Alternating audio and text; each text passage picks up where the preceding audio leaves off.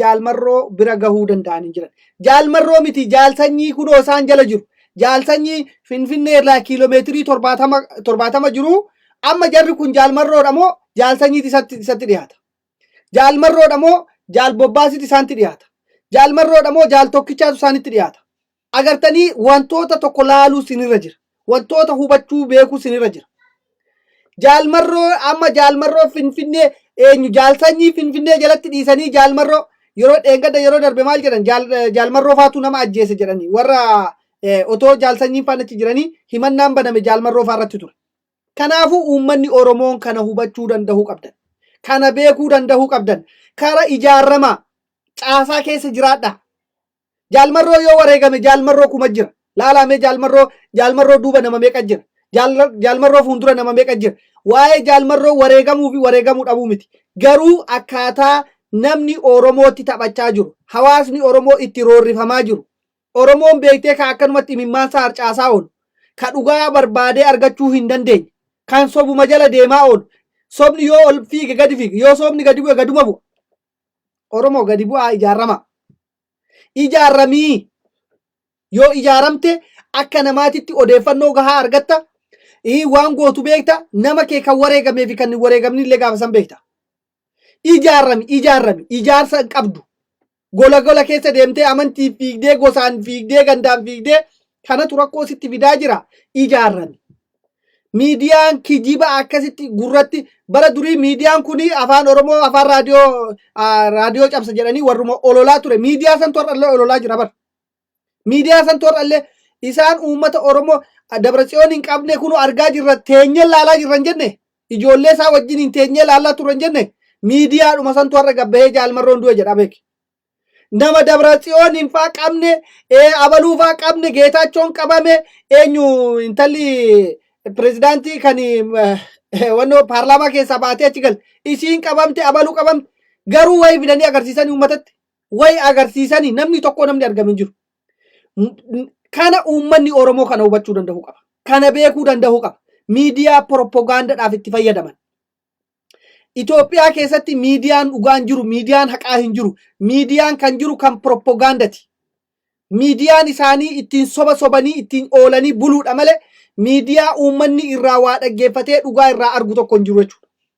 Isa kanaaf hanqina biyya san keessa biyyi sun namoota duriyyee namoota beektee sagalgaaltuudhaan nama tasuma akka beektee biyyaatti akka namaattuu yaaduu hin dandeenyen akka jiraachaa jirtu kana isinitti beekamuu qaba. Kana hubachuu danda'uu qabdan. Jaalmarroo akkamitti qaban isaan? Jaalmarroo isaan eessa mee nama bakka inni itti awwaalame argineera. Mee maaltu jira bakka inni itti awwaalame? Mee maaliin argan? Mee eessatti dhaqanii qorachiisaniiti bakka itti jaalmarroon du'e argan?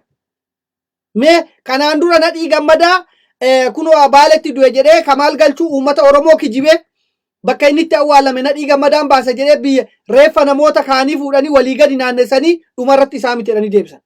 Hamma kana guutuu hammam isin tuffatan Oromoo hammam tuffatamnee jirra? Hammam ijaaramuu dadhabuu keenya kana agarsiisu beeki. Dadhabbinni kee amma Sudaanii lolatti bante Tigraay achirraa lolaa jira. Waraanni bilisummaa Oromoo lolaa jira. Amma Somaaleenii fi Affaar walitti kaat gara itti garagaran dhaban. Ajandaan hin jiru. Maaliif akkamittiin uummata ofirraa qabbaneessuu hin danda'an? Kunoo amma kana goone jaalmarroo ajjeenne jedhanii nafxanyaatti kijibuudha barbaadan. Kara Somaalee kanaanis isin doorsisuu barbaadan. Ittiin maasfaraarraa gochuu barbaadan. Kuni siyaasaa miti. Kuni beektee jaalmarroo otuma ajjeesanii. Okey jaalmarroo egaa ajjeesanii. Eega bakka itti jaalmarroon awwaalame arganii. Mee maal gochii abbaa marroo fi haadha marroo qaban? Maal gochii haadha marroo fi abbaa marroo tuman? Maaliif obboleeyyan isaanii qaban? Maaliif firoota isaanii qaban? Namni eega du'e maal goch amma Abiyyi namni du'e gosan qabu jedhe. Namni du'e afaan hin qabu jedhe. Eega inni du'e jedhanii. Eega du'e jedhanii miidiyaa biyyattiitiin labsanii. Maal gochii haadhaaf abbaasaa dhaqanii mana diigan? Maali marrootu ka'ee isaan lola moo abjuudhaan marroon isaanitti dhufe? Kana hunda Oromoon beekuu hubachuu danda'uu qabduu isiniin jedha. Kana hundarraa yoo isin waan tokko wanni isin gootan yoo ijaarramtanii akka Oromootitti Oromiyaa fi Oromummaa irratti hin ijaarramin abbaa fedhetu gara fedhetti isin fe'a. Gara fedhetti isin ari'a. Sinigale hufna keessan bittinneessa. Hamlee keessan cabsa. Maaliif odeeffannoon qabdure facaatee jirta. Bittinnooftee jirta. Kanaafuu caasaa qabaadhu ijaarramii ce'aa bilisummaa Oromoo jalatti ijaarramii seera fi heera jaalmarroo faan ittiin bula. Waan warri amma jaalmarroo jaalattan kun maaliif seera fi heera jaalmarroon ittiin bula jedhu kana maaf biyya alaa kana keessatti hojiirra oolchine. Oromoon sobduudha beeki. Oromoon bilisummaan barbaadu yeroo tokko bara. Yeroon an akkasitti taa'ee yaadu uummanni Oromoo bilisummaa waan barbaadu natti fakkaatu. Biyyi alaa kana keessatti namni jaalmarroo jaalanna, jaalmarroon goota keenya, jaalmarroon akkana keenya warri jechaa jiru kun mee jaalmarroo seera jaalmarroon ittiin biyya alaa kana keessatti ittiin buluu maaltu sin dhorke? Seera fi heera adda bilisummaa Oromoo ittiin buluu maaltu sin dhorke? Jaalmarroo jaalachuun hojii jaalmarroo seeratti hiiki. Hojii jaalsanyii seeratti hiiki. Hojii jaal golicha dheengee seeratti hiiki. Hojii jaal gammachuu abbooyee seeratti hiiki.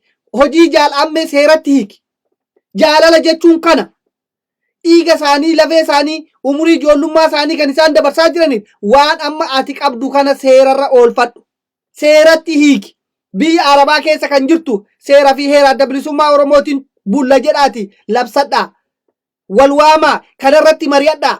Konstituushinii adda bilisummaa Oromoo hojiitti hiikaa jaalalli kana. Namni maal inni waa wareegamee beeka. Waan du'ee beeka. Waan beektee du'uufillee beeka. Waan manaa bahee beeka. Kanaaf namoonni Oromoo taatan warri dhugaadhaan dhuguma Oromummaan isinitti dhagahamee Oromummaa jaalalaa fi hawwii qabdan seera fi heera adda bilisummaa Oromoo hojiitti hiikaa kan biyya alaa jirtan. Warri biyya keessa jiru afaan qawweetiin roorrifamaa jira. Afaan qawweetiin lolaa jira. Kanaaf isaan irratti waa tokko gochuu hin dandeenyu. Garuu biyya alaa kana keessatti jaalala waraana bilisummaa Oromooti qabdu. Jaalala Oromiyaadhaa qabdu. Yoo Oromiyaan biyya kiyya ilmaan kiyyatti irratti horuu deema. Adeerran kiyya ijoollee obboleeyyan kiyyaatti irratti horuu deema. Ilmaan kiyyatti irratti jiraate jettee kan yaaddu taate seera saniin bulii. Gurri kee dhaga'u. Miidiyaa asii achi boxxoltee as boxxoltee hundumtuu kijiba sitti odeessa. Hundumtuu kijiba dhufee sitti aarsa. Ajandaa sii baasaa oolu. Takka kan guyyaa tokko akka Oromootitti doktorri Oromoo fi Piroofeesarri Oromoo instituushinii adda bilisummaa Oromoo ce'aa adda bilisummaa Oromoo kana seeratti hiiknee biyya lafaa kanarraa namni Oromoon biyya alaa jirtu Oromoon facaatee addunyaa irra jirtu keessa biyya tokko qofatu seera fi heera adda bilisummaa Oromootiin bula. Biyya takkittii qofatu uummanni Oromoo yoo bilisummaan illee dhufte warra boru irratti waa argachuu deemu. Warra uummata Yamanii keessa jirutu seera fi heera adda bilisummaa Oromootiin bula. Akka seera fi heera adda bilisummaa Oromootti ka bulu addunyaa kanarraa Awurooppaa fi Ameerikaa biyya Arabaa kana keessa kan jiran keessa warra Yamanii qofa uummata Yamanii keessa jiran qofatu seera fi heera adda bilisummaa Oromoo hojiitti hiikanii akka hawaasatti ittiin ijaarramanii akka beektee waan mara kan irratti jiraachaa jiran isaan.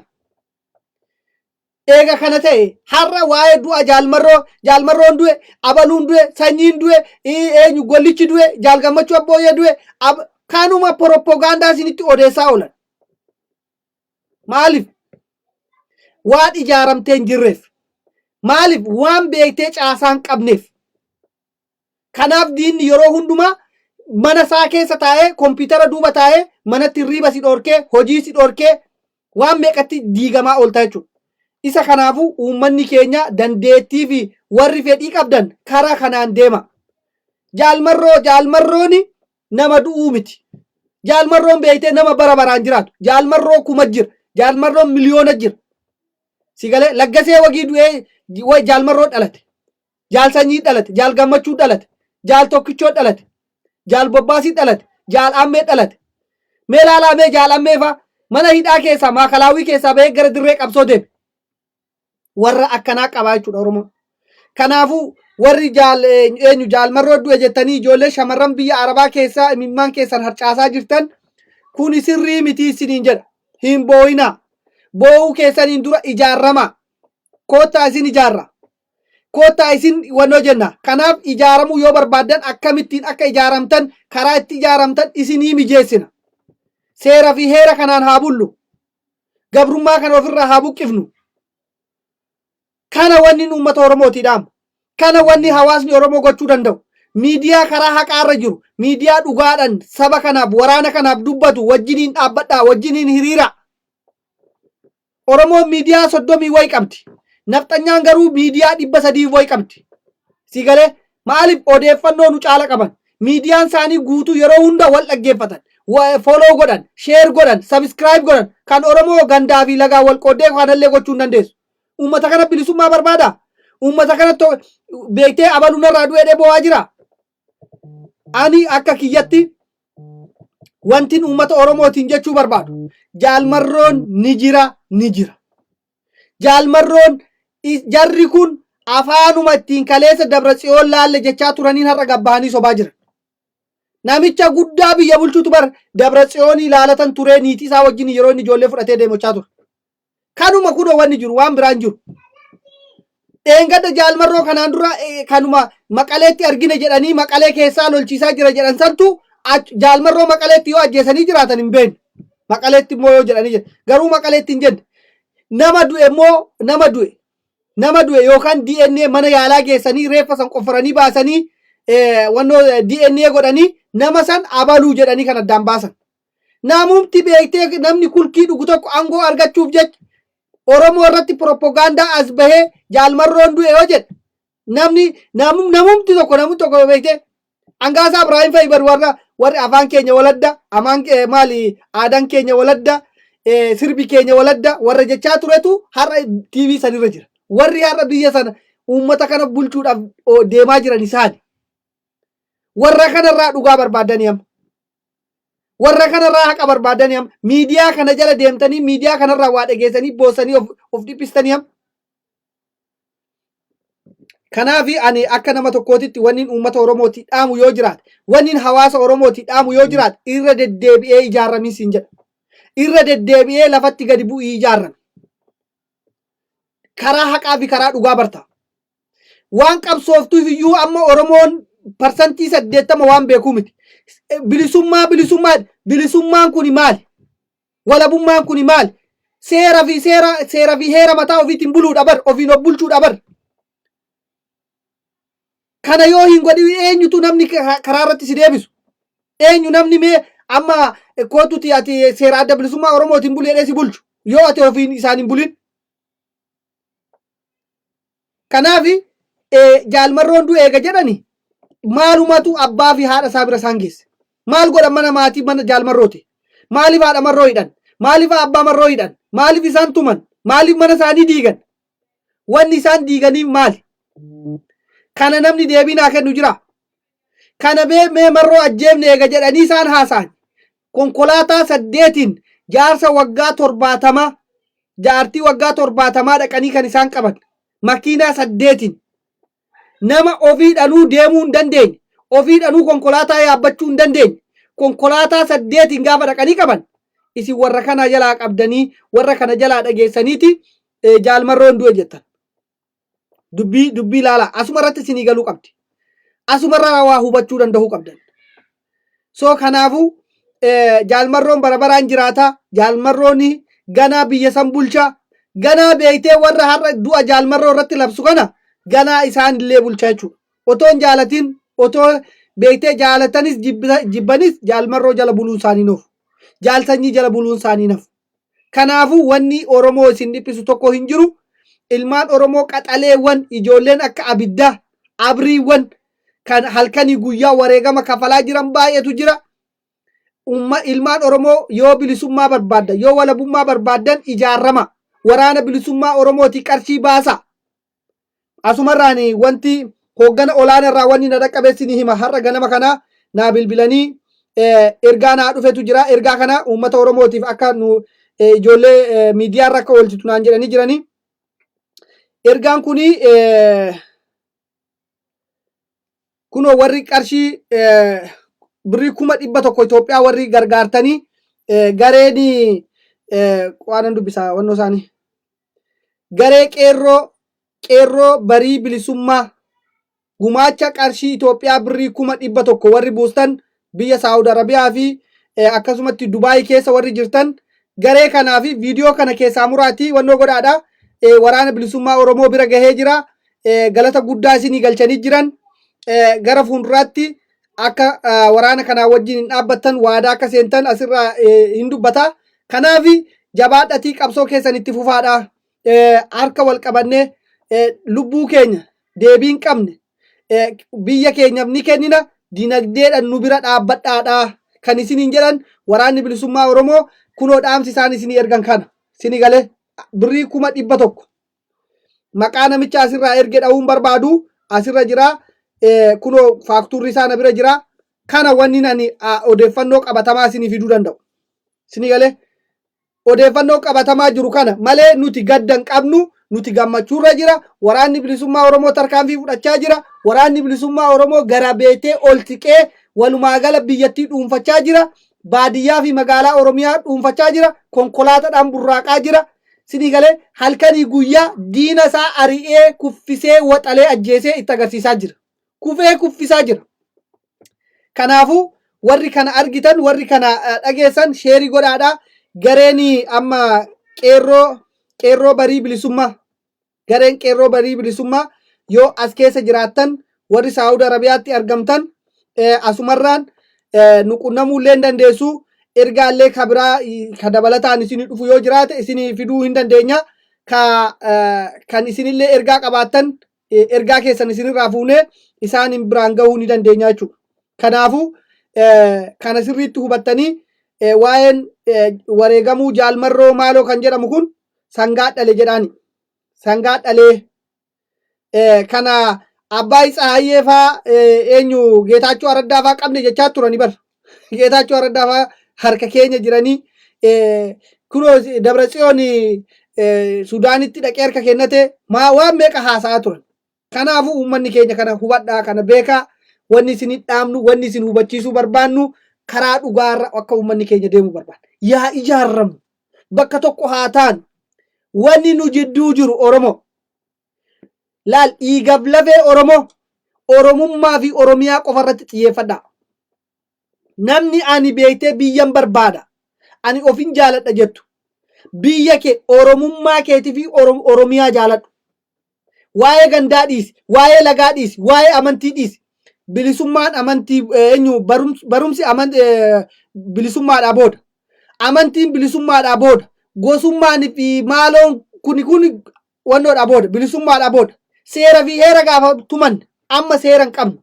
Abaluu amantii isaa kana abaluu kiristaana ta'e, abaluu musliima ta'e, abaluu akkana godhe kuni beektee abjuu Oromoon bishaan galaanni meeditiraaniyaan Oromoo nyaatee feesbuukii kanarraa Oromoo gangalchaa jira.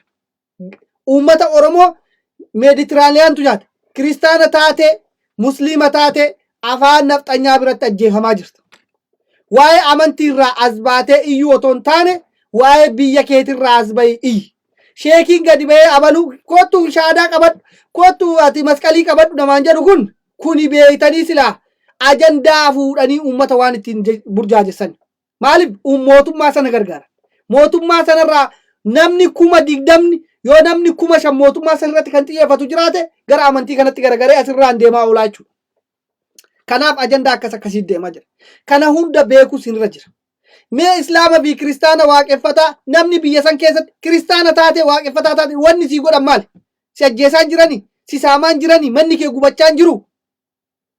Kuni ajandaan beektee baay'eedha kan isaan Oromoodhaa gadhiisan.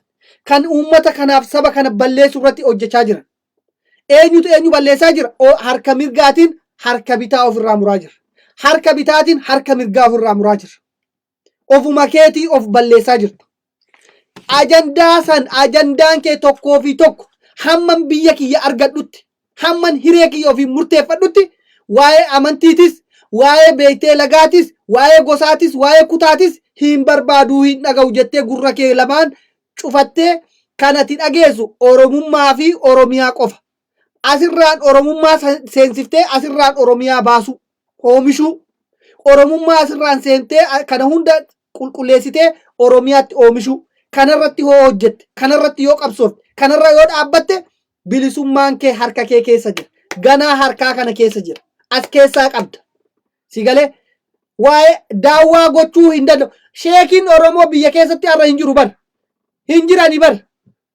Raayyaa Abbaa Maccaafaa namni daawaa gochuu danda'u biyya san keessatti waa tokko gochuu danda'u bar dhokatee jiraachaa jira bar maali wanni ati gootu isa bilisoomsi biyya kee bilisoomsiti deemii daawaa godhedhin biyya kee bilisoomsiti deemii sabbaki jedhin akka barbaadetti haa sabbaku akka barbaadetti daawaa godhatu si galee kanaafuu wanni isin beeku sinirra jiru waan dursuu fi waan hin dursine hin beektan maalirratti xiyyeeffannee qabsoomna maalirratti xiyyeeffannee hojjenna kan jedhu ajandaan hin jiru namni tokko yoo gadi bee ijoolleen biyya arabaatti akkana taate dubartiin akkana goote dhiirri akkana godhe dhiira akkana dubartii akkas godhan kanuma kana ajandaan jiru kuni bilisummaa saba kanaaf fidu namni yoo bilisoo yoo qabsaa'e malee immoo bilisummaan hin dhufu sinii galee yoo qabsoo godhan malee namuu waan gumaachuu qaba doktorri waan gumaachuu qaba qotee bulaan waan gumaachuu qaba daldaalaan waan gumaachuu qaba nutillee ka dubbannu kun waan gumaachuu nu qaba as keessaa waan baay'ee waan gumaachuu nu qaba kanaafuu wanni nani gabaabsee uummata Oromooti har'a dubbachuu barbaade waa'ee sababii dhimma jaalmarroo irratti dhufe jaalmarroon jiraataa bara baraati jaalmarroon gooftaa nafxanyaati jaalmarroon gooftaa Itoophiyaati jaalmarroon diigaa Itoophiyaati bittinneessaa Itoophiyaati ijaaraa Oromiyaati akkasittiin hubadhaa akkasittiin fudhadhaa sinii galee uummata Oromoo na dhageessanii miti jaalmarrooni diigaa Itoophiyaa gooftaa nafxanyaa ijaaraa Oromiyaati biyya ijaara saba ijaara dhaloota ijaara sammuu Oromoo kan bittinnaa'e kan diigame ijaara amantii Oromoo kan dhorkame ijaara si galee sirna gadaa ka diigame ijaara kana malee nuti beekee namoota akka warrummaan gadi bahee maayikii qabatee miidiyaa irratti uummata keenya burjaajessaa fi jaanjessaa oolu bifa saniini miti kana bifa saniini bilchaadhaa Oromoo waa hubadhaa Oromoo sinii galaa amma lola Affaari fi Somaalee walitti kaatee jirtu achirraa walitti ka'ee jiru Suudaaniin dhuftee kiiloomeetirii 15 ol biyya san qabattee jirtu saniif amma garatti gara waan soban dhaban ajandaan hin jirure amma Tigraay lolaa jettanii Tigraay lolle amma immoo Suudaanii lolaadhaa yoo jedhan hin dadhabnee yoo jedhan uummanni si galee uummanni hin dadhabnee loluu hin barbaadan amma asirraan waraanni bilisummaa Oromoo isaan lolaa jira amma asirraan Oromoodhaa fi Suudaanii lolaa yoo jedhan nafxanyaan kana hunda hin sodaattee jechuudha amma gaa laphee isaanitti horuudhaaf jecha isaaniif gammachiisuuf jecha waanuma kijibaa as bahanii odeessan jechuudha malee akka jaalmarroo bakka gaaddidduu jaalmarrootu ga'uu hin danda'an sinii galaa so kanaafi jabaadhaa wanni nan isinii dhaamu amma amajjii tokko kanarratti at least doolaara biliyeena tokkoof walakkaa walitti qabuu qabna doolaara biliyeena tokkoof walakkaa doolaara biliyeena tokkoof walakkaa walitti qabuu qaba jechuudha Oromoon biyya alaa jiru kun sinii galee maaliif yoo bilisummaa barbaade yoo walabummaa barbaade yoo hiree ofii murteeffannaa uummata Oromoo barbaade kana qabsoo gochuu sirra jira ijoolleen lubbuu isaan guyyaa irraa halkanii guyyaa namni gara waraana kanaa deemaa jira bar jaalmarroo faan leenjisaa jiran halkanii guyyaa ijoollee leenjisanii baasaa jiran jaal gammachuun jaal sanyiin jaal bobbaas jaal tokkichoon namni tokko namni taa'aa jiru hin jiru hojii irra jiran gama tokkoon lolaa gama tokkoon leenjisaa gama tokkoon lolaa gama tokkoon leenjisaa ijoolleen kun nyaata barbaadanii dhugaatii barbaadanii uffata barbaadanii kanarratti hojjedhu invest godhu biyya kee walaboomsi biyya kee bilisoomsi kan gabroomtee biyya alaa Awurooppaa fi Ameerikaa si gabroomfate ka Afrikaan si gabroomfate ka Arabni si gabroomfate gaafa san nama taatee biyya keetti galta nama taatee jiraatta biyya qabaattee jiraatta kabajaa qabaattee jiraatta kabajaa kanaaf jecha wareegama san kafalii sin jedha si gala namuu waan danda'e baasee waraana kana bira haa dhaabbatu namuu kara itti fakkaate waraana kana yaadeeggaru paartiin siyaasaa Oromoo hin barbaachisu paartiin gaafa biyya ijaarrannee gaafa biyya qabaanne paartiin ijaarrama paarlaamaan gaafa jiraate paartii ijaaran Oromoon paartiin qabu Oromoon waraana qaba Oromoon loluu qaba Oromoon ijaarramuu qaba ijaaree loluudha paartiin Oromoo tokko Oromummaan lama Oromiyaan gaafa Oromiyaan jiraatte paartii beektee kan barbaade kan dhiiraa kan dhalaa kan daa'imaa kan jaamaa kan beektee mukaa paartii adda addaa ijaarratte gaafa sana. Seera irratti ijaarratte. Paartiin amma ijaaramu seeran qabu, hoogganan qabu, hattuu qofatu ijaarama. Hattuu qofatas bahee paartiidha ofiin jedhu. Kan uummanni Oromoo gaaffii Oromoo quban qabne. Har'a Kamaal Galchuu eessa jiraam? Mee warri Kamaal Galchuu jala fiigee Oromoo arrabsee Oromoo kutaadhaan addaan baasee maaloo godhanii uummata Oromoo irratti duulaa turan eessa jiran har'a? Jirani har'a? Hin jiran dhadhaa abidda buute ta'an. Namichuu beektee uummata sanaa'uu uummata isaaf jecha wareegama hedduu nama meeqa wajjin wal dhaban kan dhirsaaf niitii waliik. Kana hunda har'a garagaree nama kana daawwachaa jiru. Uummata kana daawwachaa jiru. Si galee kiisii isaa keessa godhateeti paartiin isaa kiisii isaa keessa jirti. Gandummaadha. Paartiin isaa kiisiidhuma isaa keessa jirti. As keessaa baasa gandummaa isaa. Leencoo Lataa paartiin isaa asuma keessa jirti. Gandummaa lagaan nama shira xaxuudha kasaa. Amantii nama gosaaf gosa walitti buusu, amantiif amantii walitti buusu. Si galee kana wanni inni hojjetu. Eessa jiran paartiiwwan mee jira jettanii walii gadi fiigaa turtan. Qaccaa, maaloo, milloo, maaloo kan jedhamaa ture jiraarra. Fidoo maaloo jedhanii kan hin jiran. Garaa isaaniitiif hojjechaa turan. Qoonqoo isaaniitiif hojjechaa turan. Har'a gaafa Oromoon du'aa jiru namni tokko gabbahee ximbisachaa jiraarra. Namni tokko dubbachaa jira. Paartiin biyya san keessatti har'a mootummaan irratti xiyyeeffatee warri shiftaan nafxanyoon irratti xiyyeeffatanii lolaa jiran eenyu? Kaafaa ofii abaa'uudha. Kaafaa ofii abaa'uu balleessu. Warri biraa eessa dhaqan? Paartiin Oromoo 16 moo 15 hin jenne eessa deema warri kaan? Maaltu isaan liqimse? Garamitti bu'an? Kanaafi uummanni Oromoo kana hubachuu danda'uu qabda. Kanaafan ijaaramii siin jedha. Kanaafan beektee of barii siin jedha. Wanni bilisummaa ta'e Oromiyaan ati jaalatu tan Oromummaan as keessa jiru kana. Kan Rabbi nuu kenne kana kan ittiin jiraachuu dandeenyu gosaanii miti, amantiinii miti, kutaadhanii miti. Oromummaadhaan afaan Oromoo dubbachuun, aadaa Oromoo irratti walii galuun, seera Oromiyaa ijaaruun, namni seera cabsitee jirteedhanii dhaabuu danda'u. Ganda kiyyaa, gosa kiyyaa, amantii kiyya jechuu miti. Kanatu furmaata. Kanatu saba keenyaaf furmaata fida. Kanatu uummata keenyaaf beektee bilisummaa fida. Qabeenya ati qabdu bu'aan qabu. Dandeettiin ati qabdu bu'aan qabu. Hamma biyyan qabaannetti. Biyya faranjii keessatti Oromoon biyya alaa jiru, Oromoon biyya Arabaa jiru. Haa gabroomu. Gabrummaa isaa san beektee seeran fudhatee jira. Namni biyya alaa kana keessatti gabrummaa isaa seeran fudhatee jira. Seeran mallatteessee fudhate. Gabrummaa yeroo jedhan gabrummaan gosa adda addaati bar. Kan meentaalitiin kee of jechuu hin dandeessu. Oromoon jettu. Si galee saba biraa jetta. Bakka jirtu san fakkaatta. Bakka jirtu santu beektee mana kee ta'ee sitti mul'ata. Gabrummaa san mallatteessitee fudhattee jirta. Sammuu kee keessaa Oromummaan haqamee jira. Waa'ee Oromoo sitti hin dhaga'amu, si nadoochu. Si galee mallatteessitee jirta. Yoo si miidhan hin miidhinaa seeran cabsinaa jedhan. Ati gabraa beeki. Gabri kunuu seeran bulaa jechuudha. Namni si gabroonfatu sunillee seera san darbee gabrummaa si qaluu si jaji'uu hin danda'u jechuudha.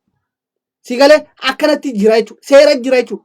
Seera gabrummaa kan amma nuti gabra beeki. Gabra faranjiiti. Gabra faranjiiti. Gabrummaa keenya mallatteessinee fudhanne. Mallatteessinee fudhanneeti waan beektee isaan jedhan san ni goona. Yoo balleessinellee isaanillee yakka hamaa nurratti hojjechuu hin danda'an. Maaliif mallattootu nu jidduu jira jechuudha. Namni biyya ofii qabu immoo abbaan biyyaa immoo biyya kee fi lafa keetii irratti afaan keetii irratti gaafa ati seera qabaatte jechuudha paartii kanatti qabaattu. Malee akkasumatti miti. Biyya Arabaa kana keessatti namni nama hojjisiisee hamma barbaade namaa kaffala. Gabrummaan akka kana. Kanaafi jaalmarroo forever. Si galee jaalmarroo miliyoona jira. Otuma jaalmarroo ajjeesanii silaa yeroo isaan itti gadi ba'anii otuma dandeettii qabe. Otuma mootummaan biyya san bulchu. Har'a mootummaan ofiin jedhu Abiyyi Ahmad. Otoo abshaalate. Otuma marrooyyuu ajjeesamee dhoksame. Cal jechuu qaba malee silaa inni bal Oromoon irra aaree Oromoon akka kutatee akka beektee qabsoo kanatti dabalamuu hin godhu jechuudha. Amma isaan qabsoo Oromoodhaaf gochaa jiran. Nu gargaaraa jiran. Oromoon immoo kanatti fayyadamuu danda'uu qaba. Siyaasani yoo ati hin beekne akka magaaziti beekte yookaan immoo akka rasaasati. Shugguxiidhuma keetti si ajjeesaa bara. Halbeedhuma ati fooniin murtu kanas si muraa bara. Ati ittiin murataa ittiin murachuuf jettee si muree jechuudha. Kanaafuu siyaasan akka kana. Amma warri manatti haftan, warri qe'ee jirtan, ijoolleen Oromoo gara dirree qabsoo deema.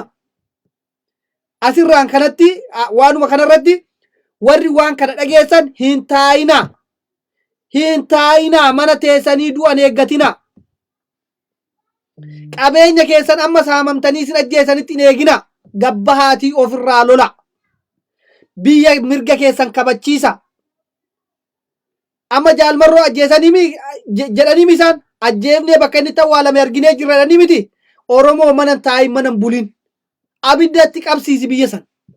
Si galee maal falmachuu sirra jira ka? Tokko tokkoon teessee duuta. Ati gowwaadha. Maal hojjechuu sirra jira? Amma baatee sa'aatii kanarraa kaatee bahaadhiyatti kaabaa kibbatti.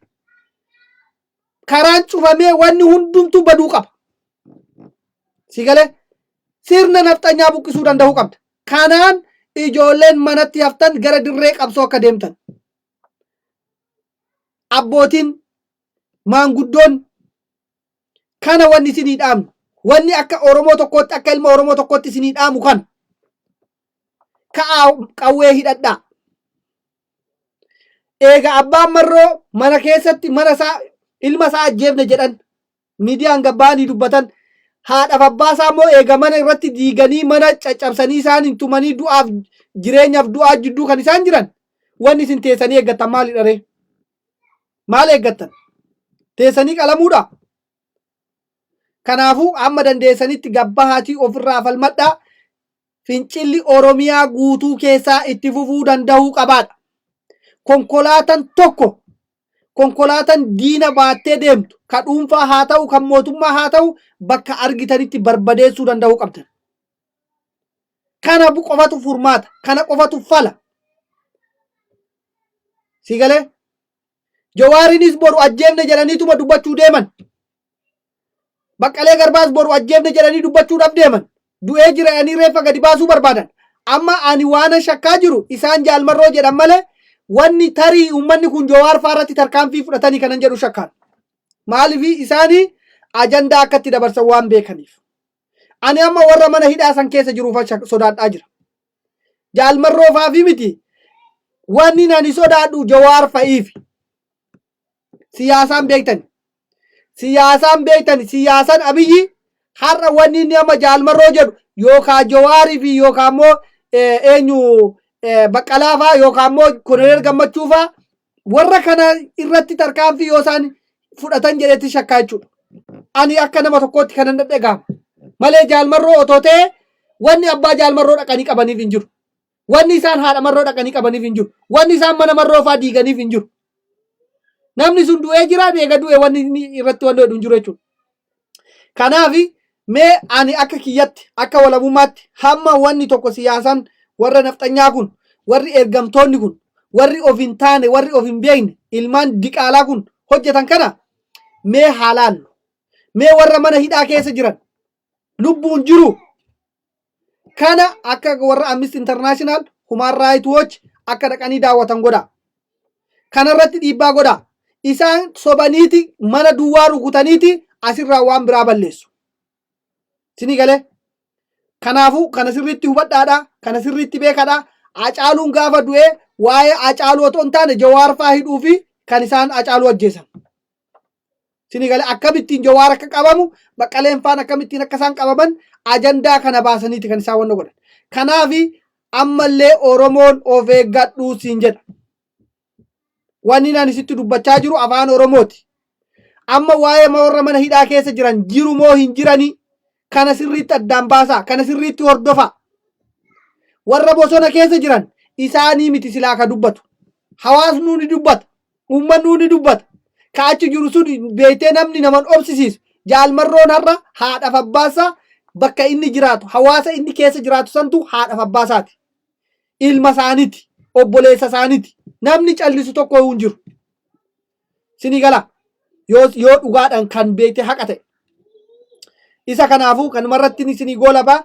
Egaa wanni dandahamee akkaataa hubannoon siyaasaa uummanni Oromoo waan inni beekuu qabuuf hubachuu qabu yoo jiraate akka kiyyatti kanaa jechuudha. Akka walabummaatti akka siyaasaan naa galetti. So kanarraan